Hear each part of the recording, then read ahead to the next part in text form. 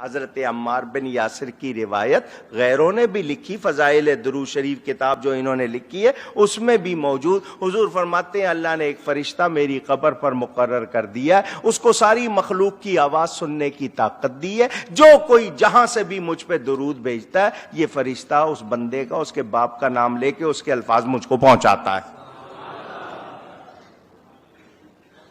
درود پڑھنے والوں، درود پڑھنے سے پہلے اپنا نام لیتے ہو؟ باپ کا نام لیتے ہو؟ فرشتے کو پتہ ہے،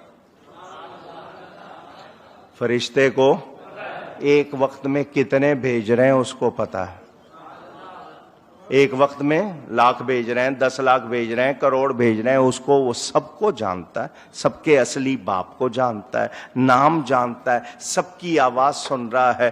جب قبر پر مقرر دربان کی یہ شان ہے، کس کی وجہ سے ہے؟ نبی کی وجہ سے، تو نبی کی کتنی شان ہو۔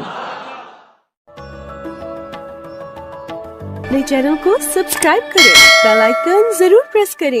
Subscribe to my channel and also press this bell icon.